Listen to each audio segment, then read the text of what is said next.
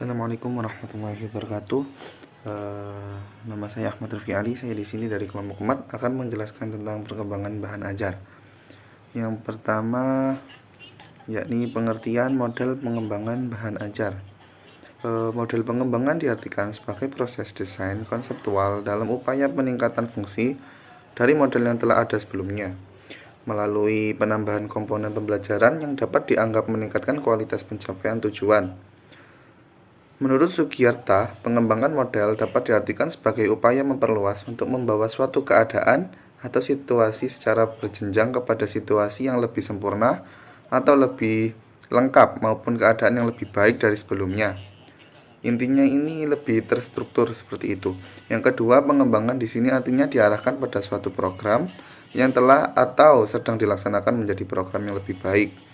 Hal ini sering dengan pendapat yang dikemukakan oleh Adi Miharja dan Hikmat bahwa pengembangan meliputi kegiatan pengaktifan sumber, memperluas kesempatan, mengakui keberhasilan, dan mengintegrasikan kemajuan. Dapat disimpulkan pengembangan model baru disusun berdasarkan pengalaman pelaksanaan program yang baru dilaksanakan, kebutuhan individu atau kelompok, dan disesuaikan dengan perkembangan dan perubahan lingkungan belajar warga sekitar. Oke, yang kedua yakni model-model pengembangan bahan ajar. Dalam desain pembelajaran dikenal beberapa model yang dikemukakan oleh para ahli secara umum. Model desain pembelajaran dapat diklasifikasikan dalam model berorientasi kelas, mode berorientasi sistem, mode berorientasi produk, dan model prosedural dan model melingkar. Model berorientasi kelas biasanya ditunjukkan untuk mendesain pembelajaran level mikro atau di dalam kelas yang hanya dilakukan setiap 2 jam pelajaran atau lebih. Contohnya adalah model Azure. Model berorientasi produk adalah model desain pembelajaran untuk menghasilkan suatu produk. Biasanya media pembelajaran, misalnya video pembelajaran, multimedia pembelajaran, atau modul. Contoh modelnya adalah model Hanafin dan Peck. Satu lagi adalah model berorientasi sistem, yaitu model desain pembelajaran untuk menghasilkan suatu sistem pembelajaran yang cakupannya luas, seperti desain sistem suatu pelatihan, kurikulum sekolah, dan lain-lain. Contohnya adalah model ADI. Selain itu, ada pula yang biasa kita sebut sebagai model prosedural dan model melingkar. Contoh dari model prosedural adalah model Dick and Carey, sementara contoh model melingkar adalah model Kemp. Adanya variasi model yang ada ini sebenarnya juga dapat menguntungkan kita. Beberapa keuntungan itu antara lain adalah kita dapat memilih dan menerapkan salah satu model desain pembelajaran yang sesuai dengan karakteristik yang kita hadapi di lapangan. Selain itu juga kita dapat mengembangkan dan membuat model turunan dari model-model yang telah ada. Ataupun kita juga dapat meneliti dan mengembangkan desain yang telah ada untuk dicobakan dan diperbaiki. Kesemua model tersebut juga dapat dimodifikasi untuk melakukan pengembangan bahan ajar. Oke, sesuai dengan apa yang Bu Vanessa suruh, di sini saya akan menjelaskan tentang 5 model saja. Yang pertama yaitu Azure, yang kedua ADI, yang ketiga adalah Dick and Carey, dan yang keempat adalah Lee and Alnes, yang kelima Brock and Gell. Yang pertama yakni model pengembangan bahan ajar Azure. Model Azure merupakan suatu model yang merupakan sebuah formulasi untuk kegiatan belajar mengajar, atau disebut juga model berorientasi kelas. Menurut Heinig et al., model ini terdiri atas 6 langkah kegiatan. Yang pertama, analis learnings. Tahap pertama adalah menganalisis pembelajaran. Pembelajaran biasanya kita lakukan kepada sekelompok siswa atau mahasiswa yang mempunyai karakteristik tertentu. Di sini ada 3 karakteristik yang sebaiknya diperhatikan pada diri pembelajar, yakni yang pertama karakteristik umum. Yang termasuk dalam karakteristik umum adalah usia, jenis kelamin, tingkat pendidikan, pekerjaan etnis, kebudayaan, dan faktor sosial ekonomi. Karakteristik ini dapat digunakan untuk menuntun kita dalam memilih metode, strategi, dan media untuk pembelajaran sebagai contoh berikut. Yang pertama, jika pembelajar memiliki kemampuan membaca di bawah standar, akan lebih efektif jika media yang digunakan adalah bukan dalam format tercetak. Jika pembelajar kurang tertarik pada suatu materi, yang disajikan dapat diatasi dengan menggunakan media yang memiliki tingkat stimuli yang tinggi, seperti penggunaan animasi, penggunaan video, dan penggunaan media-media yang lainnya sehingga tidak membuat siswa bosan. Yang ketiga, pembelajar yang baru pertama kali melihat atau mendapat konsep yang disampaikan lebih baik digunakan cara atau pengalaman langsung atau pengalaman dari seorang guru tersebut. Bila sebaliknya, penggunaan verbal atau visual saja sudah dianggap cukup. Yang keempat, jika pembelajar heterogen, lebih aman bila menggunakan media yang dapat mengkoordinir semua karakteristik pembelajar seperti menggunakan video atau slide PowerPoint. Berikutnya adalah spesifikasi kemampuan awal berkenaan dengan pengetahuan dan kemampuan yang sudah dimiliki pembelajar. Sebelumnya, informasi ini dapat kita peroleh dengan memberikan entry test atau entry behavior kepada pembelajar sebelum kita melakukan pembelajaran. Hasil dari entry test ini dapat dijadikan acuan tentang hal-hal apa saja yang perlu dan tidak perlu disampaikan kepada pembelajar. Yang perlu diperhatikan untuk analisis learning yang ketiga yaitu gaya belajar. Gaya belajar timbul dari kenyamanan yang kita rasakan secara psikologis dan emosional saat berinteraksi dengan lingkungan belajar. Karena itu, gaya belajar siswa ada yang cenderung dengan audio, ada yang cenderung dengan visual, atau kinestik. Berkenaan gaya belajar ini, kita sebaiknya menyesuaikan metode dan media pembelajaran yang akan digunakan sesuai dengan karakteristik siswa tersebut.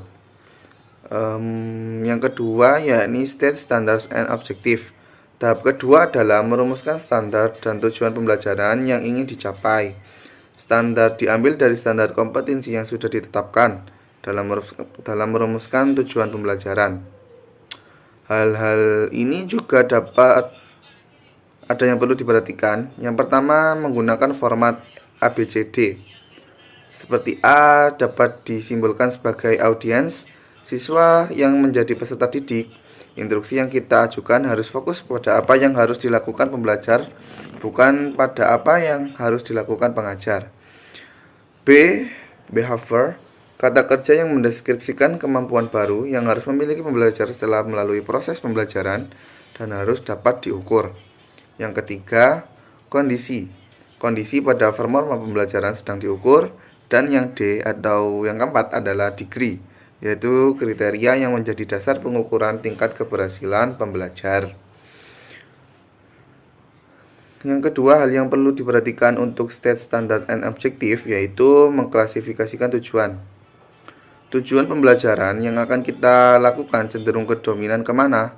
Apakah kognitif, afektif, atau psikomotorik, atau interpersonal? Dengan memahami hal itu, kita dapat merumuskan tujuan pembelajaran dengan lebih cepat dan tentu saja akan menuntun penggunaan metode, strategi, dan media pembelajaran yang dapat digunakan.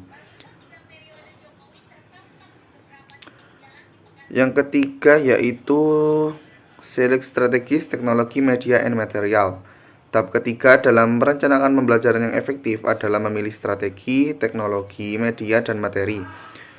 Strategi pembelajaran harus dipilih apakah yang berpusat pada siswa atau berpusat pada guru sekaligus menentukan metode yang akan digunakan.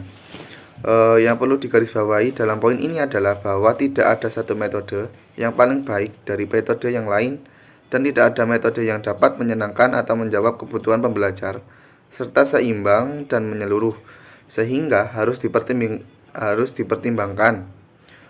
Memilih metode dan media yang akan digunakan tidak harus diidentikan dengan barang yang mahal. Yang jelas, sebelum memilih teknologi dan media, kita harus mempertimbangkan terlebih dahulu kelebihan dan kekurangannya.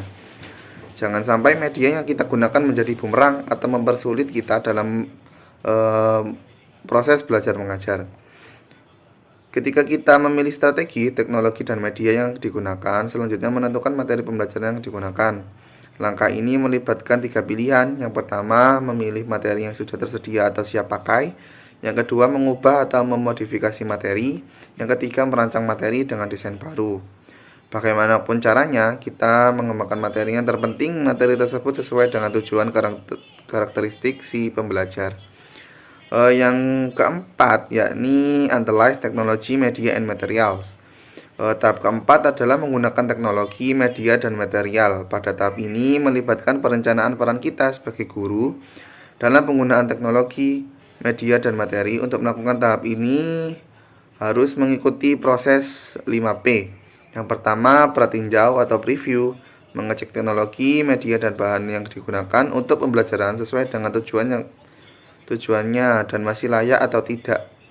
Yang kedua, prepare atau menyiapkan teknologi, media, materi yang mendukung pembelajaran kita.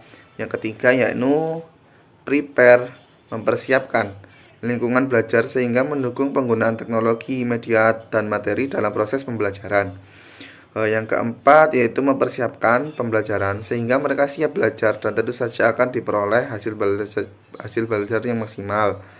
Yang kelima, yaitu menyediakan provide pengalaman belajar terpusat pada pengajar atau pembelajar sehingga siswa memperoleh pengalaman belajar yang lebih maksimal. Tahap kelima yakni require linear participation, mengaktifkan partisipasi pembelajar. Belajar tidak cukup hanya mengetahui, tetapi harus bisa merasakan dan melaksanakan serta mengevaluasi hal-hal yang dipelajari sebagai hasil belajar. Dalam mengaktifkan pembelajaran dan di dalam proses pembelajaran yang menggunakan teknologi, media, materi, alangkah baiknya kalau ada sentuhan psikologisnya, karena akan sangat menentukan proses dan keberhasilan belajar.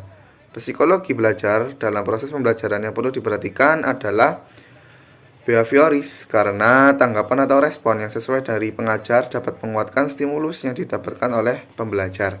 Yang kedua, cognitivitis, karena informasi diterima pembelajar dapat memperkaya skema mentalnya. Yang ketiga, konstruktivis, karena pengetahuan dan keterampilan yang diterima pembelajar akan lebih berarti dan bertahan lama di kepala jika mereka mengalami langsung setiap aktivitas dalam proses pembelajaran tersebut. Yang keempat, sosial, karena feedback atau tanggapan yang diberikan pengajar atau teman-teman dalam proses pembelajaran dapat dijadikan sebagai ajang untuk mengoreksi segala informasi yang telah diterima dan juga disebabkan support secara emosional. Tahapan yang terakhir yaitu evaluasi dan revise.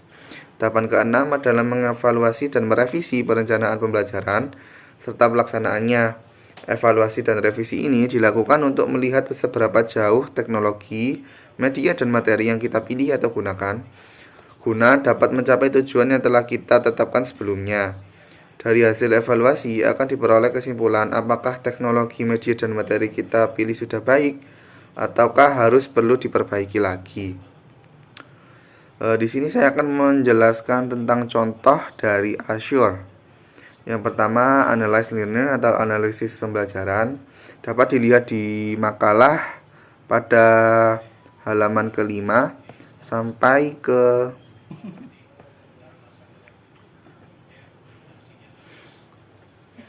halaman ke-10.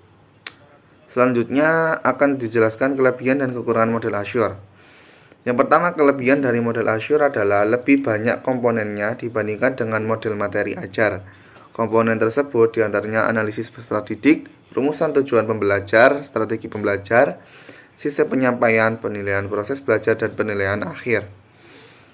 Yang kedua, sering diadakan remedial. Selain itu, model ini mengedepankan peserta didik ditinjau dari proses belajar, tipe belajar, kemampuan bersyarat. Yang ketiga, diadakan pengelompokan kecil seperti pengelompokan peserta didik menjadi belajar mandiri dan belajar tim dan lain-lain untuk para pendidik untuk menyampaikan materi dan mengelola kegiatan di kelas. Kelebihan yang keempat yaitu model ini dapat diterapkan sendiri oleh pendidik. Serta kelemahan dari model Azure yang pertama yaitu tidak mencakup suatu mata pelajaran tertentu. Yang kedua, walau komponen relatif banyak, namun tidak semua komponen desain pembelajaran termasuk di dalamnya.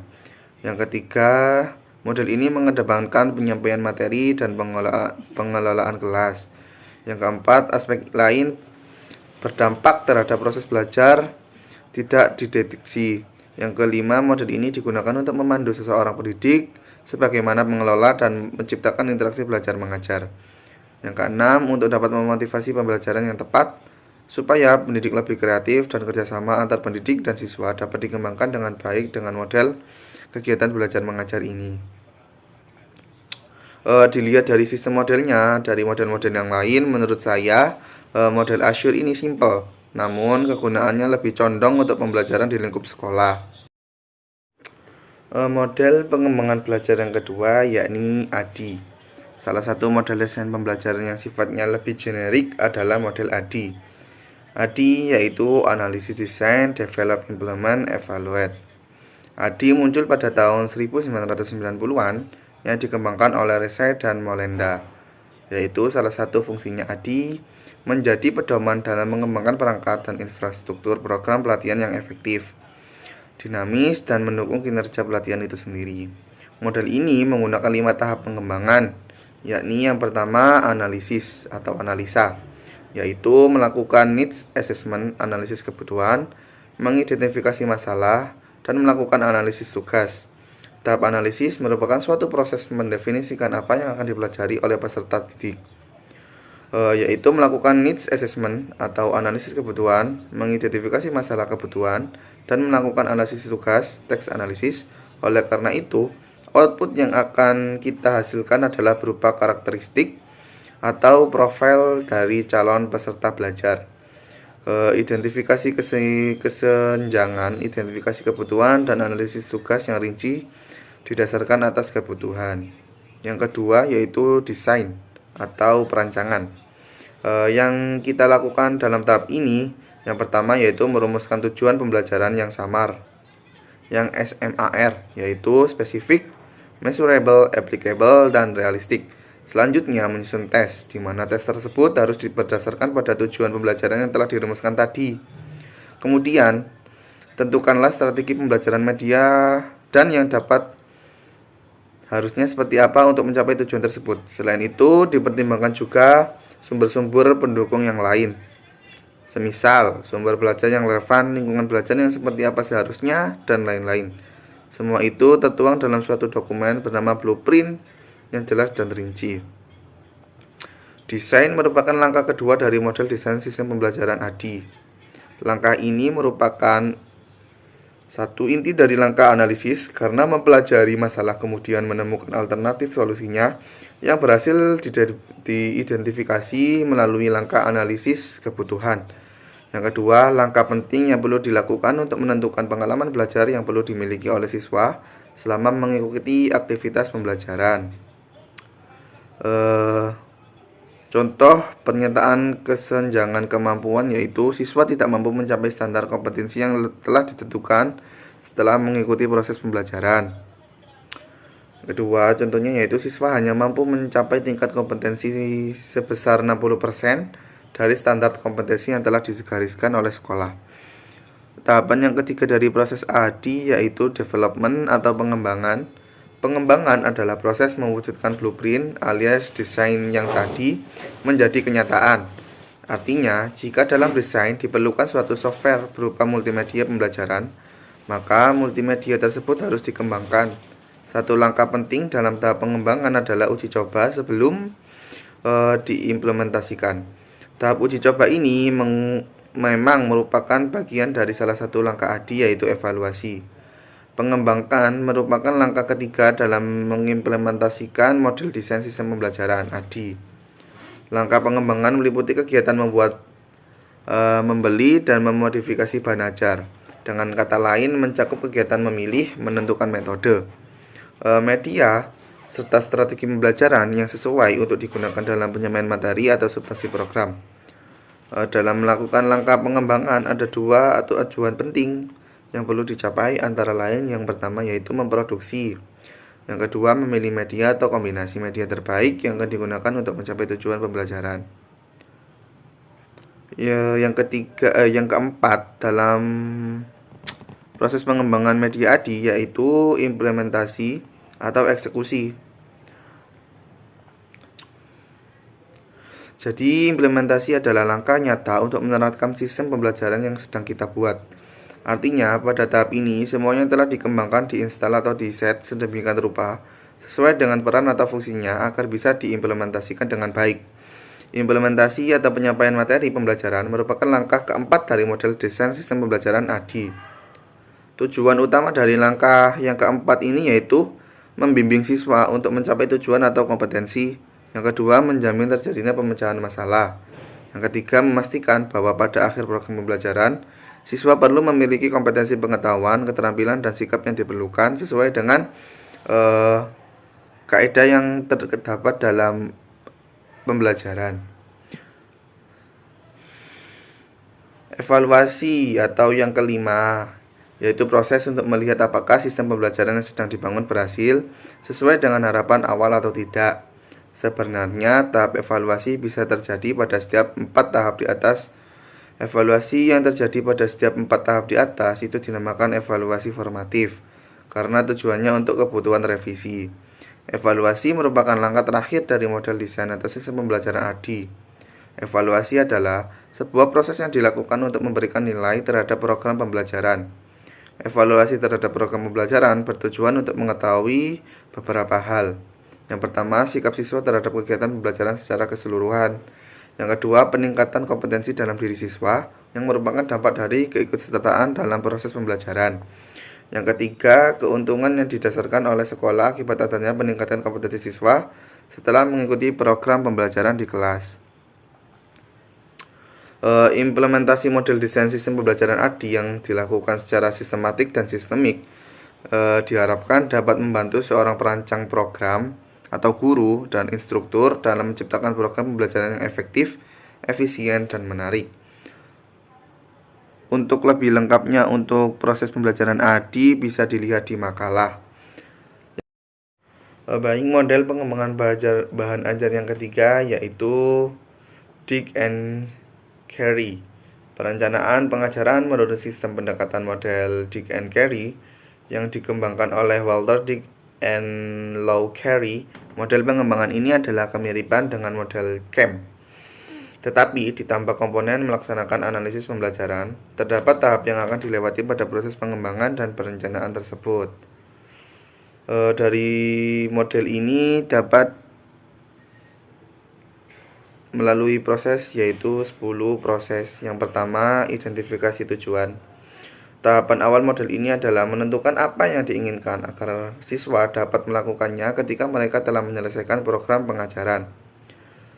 Analisis kebutuhan untuk menentukan tujuan pembelajaran adalah langkah pertama yang dilakukan untuk menentukan apa yang Anda inginkan setelah warga belajar. Melaksanaan pembelajaran, tujuan pembelajaran dapat diperoleh dari serangkaian tujuan pembelajaran yang ditemukan dari analisis kebutuhan, dari kesulitan-kesulitan warga belajar dalam praktek pembelajaran, dari analisis yang dilakukan oleh orang-orang pekerja dalam bidang, atau beberapa keperluan untuk pembelajaran yang aktual. Bagi pengemban instruksional, informasi yang bermanfaat adalah informasi yang tentang kurangnya prestasi siswa yang disebabkan oleh kurangnya pengetahuan dan keterampilan. Bukan hanya disebabkan oleh kurangnya peralatan kerja, sikap atasan atau lingkungan kerja lainnya. Hanya saja masalah yang disebabkan kurangnya siswa dalam mendapatkan kesempatan pendidiknya atau pelatihan yang dapat diatasi dengan kegiatan instruksional. Yang kedua yakni melakukan analisis instruksional.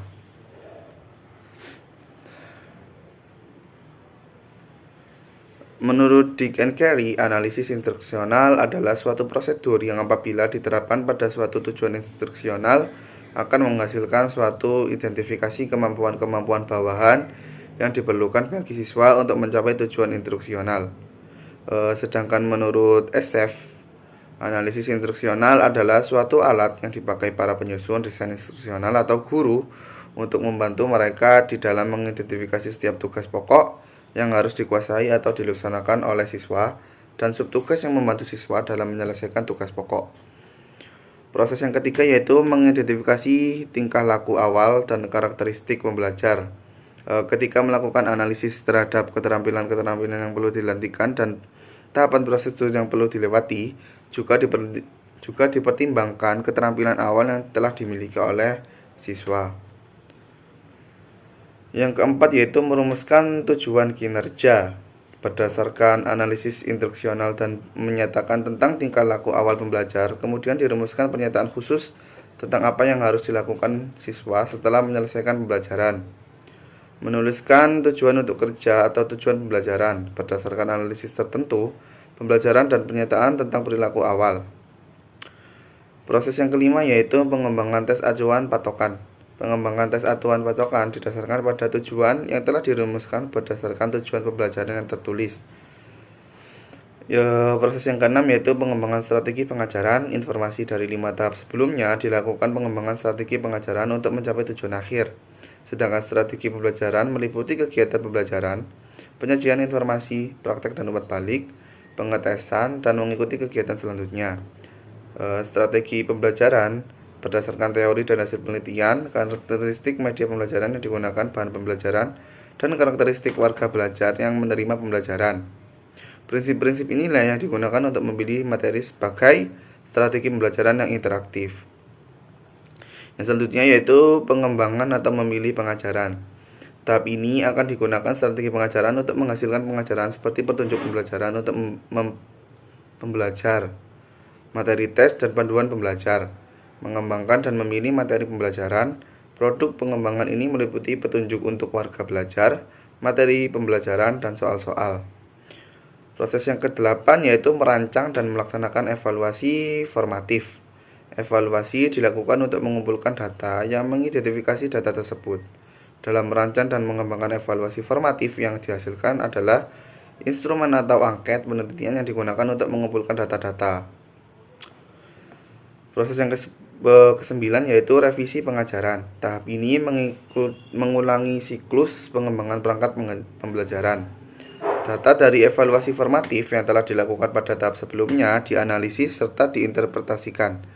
Data yang diperoleh dari evaluasi formatif dikumpulkan dan diinterpretasikan untuk memecahkan kesulitan yang dihadapi oleh siswa dalam mencapai tujuan. Bukan hanya untuk ini. Singkatnya, hasil evaluasi ini digunakan untuk merevisi pembelajaran agar lebih efektif. Proses yang ke-10 yaitu mengembangkan evaluasi sumatif. Di antara ke-10 tahapan desain pembelajaran di atas, tahapan ke-10 ini tidak dijalankan. Evaluasi sumatif ini berada di luar sistem pembelajaran model Dick and Carey, sehingga dalam pengembangan ini tidak digunakan summative evaluation bertujuan untuk mempelajari efektivitas keseluruhan sistem dan dilakukan setelah tahap formative evaluation. Model pengembangan belajar yang keempat yakni Lee and Owens. Model pengembangan yang dikemukakan oleh Lee dan Owens terdiri dari 4 tahap pengembangan, yaitu yang pertama multimedia need assessment dan analisis. Tahap analisis dibagi menjadi 2 bagian, yakni bagian pertama adalah penilaian kebutuhan dan bagian kedua adalah front-end analysis. Perbedaan dari kedua bagian tersebut yaitu yang pertama dimaksud dengan analisis kebutuhan adalah mengidentifikasi kesenjangan antara kenyataan dengan harapan atau kondisi ideal yang seharusnya. Perbedaan yang kedua yaitu yang dimaksud dengan front end analysis adalah kumpulan teknik yang dapat digunakan atau dikombinasikan untuk membantu menjembatani kesenjangan tersebut. Apa saja sih hal-hal yang dilakukan pada tahap analisis kebutuhan dan front end analysis? Yang pertama yaitu membuat penelitian mengenai apa saja yang dibutuhkan untuk membuat pilihan yang terkait dengan waktu pengembangan, ukuran proyek, dan hambatan proyek. Yang kedua, mengumpulkan sumber-sumber informasi yang mendukung. Yang ketiga, menetapkan teknik untuk mengumpulkan dan mengembangkan informasi yang telah diperoleh. Tahapan yang kedua yaitu multimedia instructional design. Setelah mengumpulkan berbagai informasi pada tahap analisis, selanjutnya masuk pada tahap desain. Tahap perencanaan atau desain merupakan bagian yang terpenting dalam pengembangan multimedia.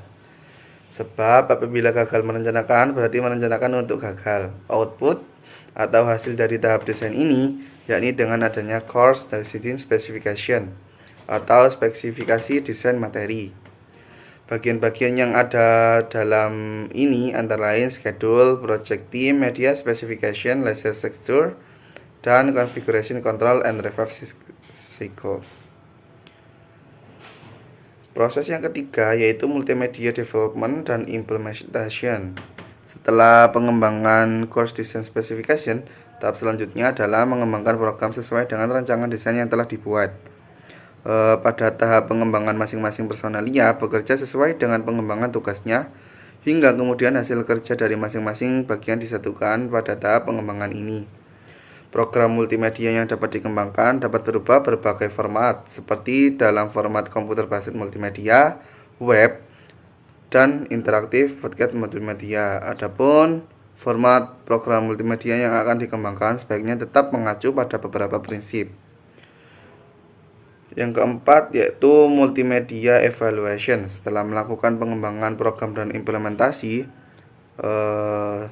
tahap terakhir yaitu merupakan kebagian yang tidak kalah penting. Evaluasi dilakukan untuk mengetahui efektivitas dan efisiensi program yang dihasilkan untuk memberikan rekomendasi lanjutan. Evaluasi juga dapat ditunjukkan untuk mengetahui respon dan dampak yang ditimbulkan dari program multimedia yang telah dibuat. Evaluasi yang biasa dilakukan untuk melihat produk yang paling mudah dalam melalui evaluasi respon dan evaluasi hasil belajar. Kedua level evaluasi ini seringkali dilakukan untuk menilai efektivitas produk terhadap peningkatan pembelajaran. Oke, model pengembangan bahan ajar yang terakhir yaitu Brock and Gall. Brock and Gall mendefinisikan penelitian dan pengembangan sebagai suatu usaha untuk mengembangkan dan menyelidiki produk-produk yang digunakan dalam penelitian. Brock and Gall dalam model penelitian yang dikembangkan menetapkan 10 langkah prosedural dalam pengembangan bahan ajar. Langkah-langkah tersebut yaitu yang pertama, research and information collecting, yaitu melakukan penelitian dan pengumpulan informasi. Seperti model pengembangan bahan ajar yang lainnya, penelitian dan pengumpulan data yang meliputi pengumpulan sumber rujukan atau kajian, observasi atau pengamatan kelas, dan identifikasi permasalahan yang dijumpai dalam pembelajaran dan merangkum permasalahan yang ada di kelas. Yang kedua, planning atau melakukan perencanaan. Melakukan perencanaan ini yang meliputi identifikasi dan definisi keterampilan, penetapan tujuan penentuan urutan, dan uji coba pada skala kecil. Yang ketiga, develop preliminary form of product atau mengembangkan bentuk awal produk. Pengembangan jenis atau bentuk awal produk yang meliputi penyiapan materi pembelajaran, penyusunan buku panggangan, dan perangkat evaluasi pembelajaran. Yang keempat, preliminary flight testing atau melakukan uji lapangan awal. Melakukan uji coba tahap awal dilakukan pada 1-3 sekolah menggunakan 6-12 subjek untuk mengumpulkan informasi atau data dengan menggunakan observasi, wawancara, kuesioner, dan dilanjutkan dengan analisis data. Yang kelima yaitu main product revision atau melakukan revisi produk utama. Melakukan revisi terhadap produk utama berdasarkan masukan dan saran dari hasil uji coba yang dari lapangan awal tersebut. Yang keenam yaitu main file testing atau memperlakukan uji lapangan untuk produk utama. Melakukan uji coba lapangan utama dilakukan terhadap 5-15 sekolah dengan 30-300 subjek. Tes atau penilaian tentang prestasi belajar pembelajar dilakukan sebelum dan sesudah proses pembelajaran. Yang ketujuh yaitu operational product revisi, yaitu melakukan revisi produk operasional. Melakukan revisi terhadap produk operasional berdasarkan saran dan masukan hasil tes uji coba lapangan utama. Yang kedelapan yaitu operational file testing atau melakukan uji lapangan terhadap produk final, yaitu melakukan uji coba lapangan operasional yang dilakukan oleh 10-30 sekolah yang melibatkan 40-200 subjek, dan data dikumpulkan melalui wawancara, observasi, kuesioner, dan analisis data.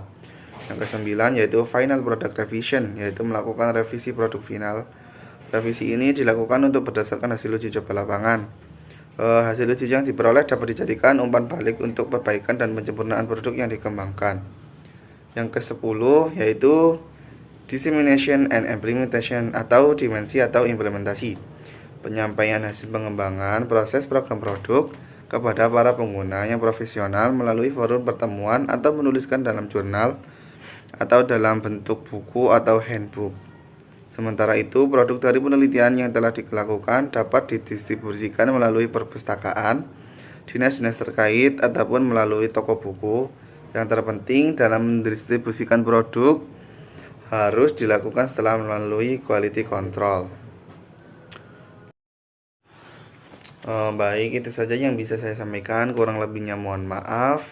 Di sini saya menyampaikan secara pribadi dikarenakan mungkin untuk contoh-contoh dari pengembangan model media belajar ini mungkin bisa dijelaskan oleh Mbak Wahyu untuk contoh-contoh dari setiap model pengembangan bahan ajar yang sudah saya jelaskan tadi.